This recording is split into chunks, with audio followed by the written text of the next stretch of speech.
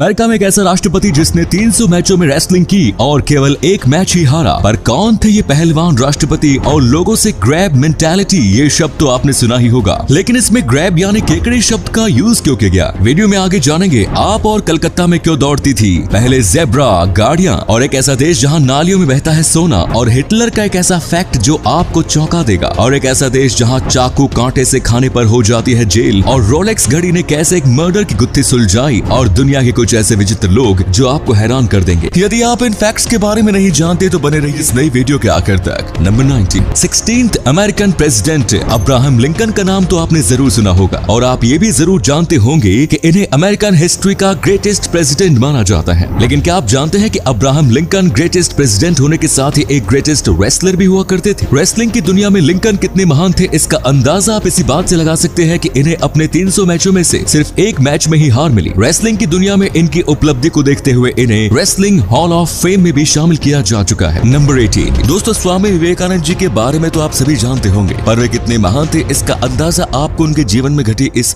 घटना से लग जाएगा। एक दिन एक विदेशी महिला स्वामी विवेकानंद के समीप आकर बोली कि मैं आपसे शादी करना चाहती हूँ। विवेकानंद बोले क्यों, मुझसे क्यों, क्या आप जानती नहीं कि मैं एक सन्यासी हूँ। औरत बोली मैं आपके जैसे ही गौरवशाली, सुशील और तेजोमयी पुत्र चाहती हूँ, और वो तभी संभव होगा जब आप मुझसे विवाह करेंगे। विवेकानंद बोले हमारी शादी तो संभव नहीं, परंतु हाँ एक उपाय है। औरत बोली क्या। विवेकानंद बोले आज से मैं ही आपका पुत्र बन जाता हूँ, आज से आप मेरी माँ बन जाओ, आपको मेरे रूप में मेरे जैसा बेटा मिल जाएगा। औरत विवेकानंद के चरणों में गिर गई और बोले कि आप साक्षात ईश्वर रूप है। इसे कहते हैं पुरुष, ये होता है पुरुषार्थ। एक सच्चा पुरुष, सच्चा मर्द वो ही होता है जो हर नारी के प्रति अपने अंदर मातृत्व की भावना उत्पन्न कर सके। स्वामी विवेकानंद हमारे देश के यूथ के लिए एक इंस्पिरेशन रहे हैं, और हमारे देश के नौजवानों ने उनसे बहुत कुछ सीखा। नंबर 17, क्या आप किसी ऐसे देश के बारे में जानते हैं जहां की नालियों में सोना बहता है? जी हाँ दोस्तों, स्विट्जरलैंड एक ऐसा देश है जहां हर साल लगभग 45 किलो सोना नालियों में ही बह जाता है, जिसकी कीमत लगभग 25 करोड़ रुपए होती है। दरअसल दुनिया में जितना भी सोना मौजूद है उसमें से 70% स्विट्जरलैंड की रिफाइनरी से होकर ही गुजरता है। इसी रिफाइनिंग प्रोसेस में ही वेस्ट वाटर के साथ सोना नालियों में बह जाता है। इसी कमाल के फैक्ट पर प्लीज वीडियो को लाइक कर दीजिए। नंबर 16, स्कूल की किताबों से लेकर इंटरनेट तक की दुनिया तक में आपने हिटलर के बारे में तो बहुत सारी बातें सुनी होंगी, लेकिन हिटलर के बारे में जो फैक्ट मैं आपको बताने वाला हूँ उसे आपने आज से पहले कभी नहीं सुना होगा। ये फैक्ट हिटलर की प्राइवेट लाइफ से रिलेटेड है, और फैक्ट है कि हिटलर के पास सिर्फ एक टेस्टिकल यानी सिर्फ एक अंडकोश था।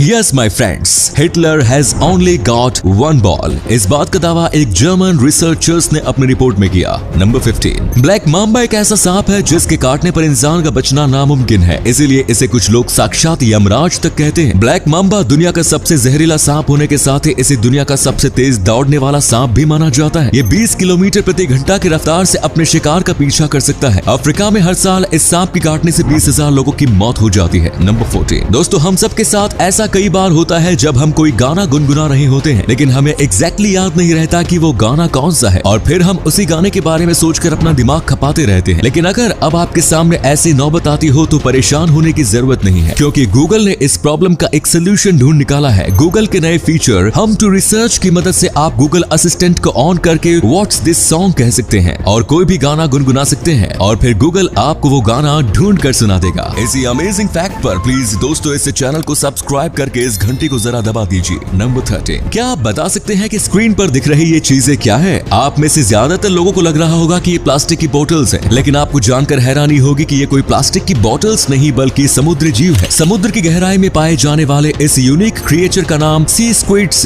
एसिडियंस या ट्यूनिकैट्स है। ये जीव मरे हुए कोरल पर जन्म लेते हैं और वहीं इनका विकास होता है। इस जीव का रंग ब्लू होता है, ट्रांसपेरेंट शरीर और उस पर ब्लू लाइनिंग इसे बहुत खूबसूरत बनाता है। शरीर में बने फिल्टर से ये अपना भोजन ग्रहण करते हैं। दोस्तों अब आपके लिए एक पहेली है। स्क्रीन पर दिख रहे इस खिलाड़ी को यदि आप पहचानते हैं तो कृपया इसका नाम कमेंट में जरूर लिखें। नंबर 12, दोस्तों आपने कभी न कभी क्रैब मेंटालिटी वर्ड तो सुना ही होगा। इस शब्द का इस्तेमाल इस वाक्य के लिए किया जाता है कि अगर कोई चीज मुझे हासिल नहीं हो रही है तो फिर मैं तुम्हें वो चीज हासिल नहीं करने दूंगा। जब किसी व्यक्ति की ऐसी सोच हो जाती है तो तब उसकी सोच को क्रैब मेंटालिटी नाम दे दिया जाता है। ये तो हो गई crab mentality word and meaning की बात, लेकिन क्या आपने कभी सोचा है कि इस वर्ड में क्रैब यानी केकड़ा का इस्तेमाल किया जाता है? दरअसल क्रैब मेंटालिटी शब्द का सीधा संबंध ही केकड़े से है। अगर आप एक बाल्टी में बहुत सारे केकड़े को रखेंगे तो तब उनमें से कुछ बाहर निकलने की कोशिश करने लगेंगे, लेकिन जो नीचे नीचे रह जाते हैं वो बाहर निकलने की कोशिश करने वाले केकड़ों की टांगों को खींचकर नीचे गिरा देते हैं। मतलब कि अगर हम बाहर नहीं निकल सकते तो तुम्हें भी नहीं निकलने देंगे। That's it, crab mentality। Number 11, दुनिया में ऐसे कई काम है जिन्हें शायद आप रोजाना करते हो लेकिन वही काम दूसरे देश में बैन है। उदाहरण के तौर पर चाकू और कांटे से खाना तो लगभग सभी ने खाया होगा, लेकिन अगर कोई कहे कि दुनिया में एक ऐसी भी जगह है जहाँ पर चाकू कांटे से खाना खाने पर पुलिस उठा लेती है, तो तब क्या होगा? जी हाँ, जॉर्जिया देश में चाकू और कांटे से तला हुआ चिकन खाना अवैध है। यहाँ अपने हाथों के अलावा किसी अन्य चीज से तला हुआ चिकन खाने की सख्त मनाही है। इसी कानून के चलते वर्ष 2009 में एक पर्यटक को चाकू और कांटे का इस्तेमाल करके चिकन खाने पर गिरफ्तार भी कर लिया गया था। नंबर 10, दोस्तों क्या आपने ज़ेब्रा गाड़ी देखी है? जैसा घोड़े और बैल का उपयोग गाड़ी को खींचने में किया जाता था, वैसे ही 19वीं सदी में गाड़ी को खींचने के लिए ज़ेब्रा का उपयोग किया जाता था। हालांकि ज़ेब्रा कार्ट्स कॉमन यूज में नहीं था, बल्कि गिने चुने लोग ही इसकी सवारी किया करते थे। आपको जानकर हैरानी होगी कि वर्ष 1930 के आसपास कोलकाता की सड़कों पर भी ज़ेब्रा गाड़ी दौड़ती थी। मनमाथा नाथ नाम के शख्स ने एक चिड़ियाघर से ज़ेब्रा को खरीदकर उसे कार्ट खींचने के लिए ट्रेन किया था। नंबर 9, अगर आप एक झटके में करोड़पति बनने का सपना पूरा करना चाहते हैं तो आपके लिए बहुत काम की खबर है। अमेरिका की एक कंपनी ने आपका चेहरा इस्तेमाल करने की एवज में 1.5 करोड़ रुपए का इनाम देने का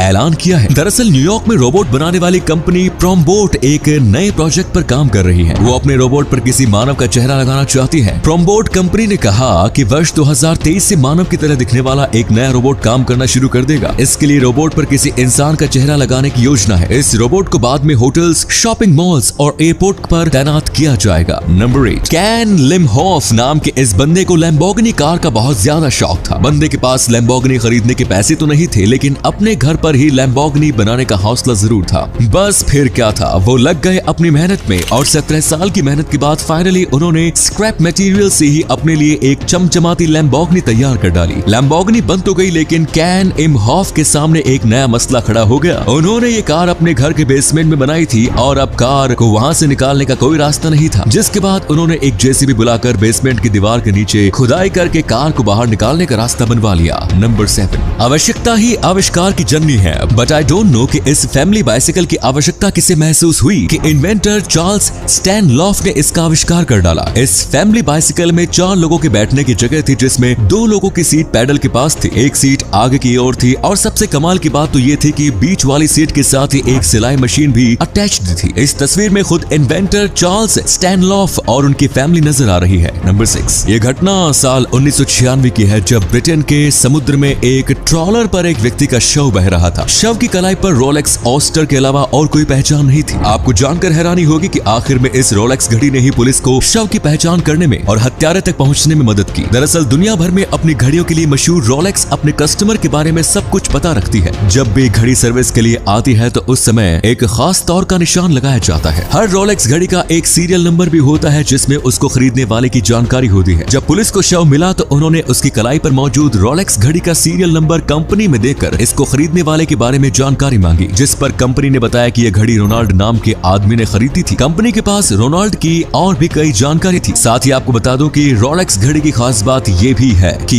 ये घड़ी हाथ की नब्ज से चलती है और अगर नब्ज बंद होती है तो उसका वक्त और तारीख घड़ी की स्क्रीन पर रहता है। इस वजह से जब पुलिस को घड़ी मिली तो उन्हें रोनाल्डो का कत्ल का वक्त और तारीख भी पता चल गई। नंबर 5, सऊदी अरब की गिनती दुनिया के अमीर देशों में होती है और इसकी एकमात्र वजह है इस देश के पास मौजूद क्रूड ऑयल का विशाल भंडार। लेकिन क्या आप जानते हैं कि सऊदी अरब जितनी कीमत का क्रूड ऑयल एक्सपोर्ट करता है, उससे ज्यादा कीमत का सॉफ्टवेयर सर्विस एक्सपोर्ट हमारा अपना इंडिया ही पूरी दुनिया को कर देता है। वर्ष 2020 के आंकड़ों को देखें तो उस साल सऊदी अरब ने $113.7 billion worth of crude oil export किया था, जबकि उसी साल इंडिया ने पूरी दुनिया में जितनी भी सॉफ्टवेयर सर्विसेज एक्सपोर्ट की थी, सिर्फ उसी की कीमत सऊदी अरब की क्रूड ऑयल एक्सपोर्ट की कीमत से ज्यादा। वर्ष 2020-21 के दौरान इंडिया ने total $133.7 billion worth of software services export की थी। नंबर 4, एक तो लड़कों को जिम जाने के लिए बहुत ज्यादा मोटिवेशन की जरूरत पड़ती है। इसके बावजूद जिम जाने के बाद वर्कआउट करने के लिए भी एक्स्ट्रा मोटिवेशन की जरूरत पड़ती है। इसी एक्स्ट्रा एक्स्ट्रा मोटिवेशन की जरूरत को देखते हुए जापान के एक जिम ने अपने यहाँ कई सारी खूबसूरत लड़कियों को नौकरी पर रखा है और इन लड़कियों का एकमात्र काम ये होता है कि वो जिम में आने वाले लड़कों को वर्कआउट करने के लिए मोटिवेट करें। अब भाई जब सामने खूबसूरत लड़कियां आकर आपको प्यार से वर्कआउट करने को कहें तो तब उनकी बातों को कौन टाल सकता है। और हाँ, ये लड़कियां आपको प्रोटीन शेक पीने के लिए याद भी दिलाती हैं। नंबर 3, अमेरिकन एक्टर बिल मरे जब फिल्म ग्राउंड होग डे की शूटिंग कर रहे थे तो तब उन्हें इस फिल्म को करने में बिल्कुल भी मजा नहीं आ रहा था। इस वजह से वो हमेशा सेट पर लेट आते थे और सेट से जाने के बाद वो किसी भी क्रू मेंबर्स का फोन तक रिसीव नहीं करते थे।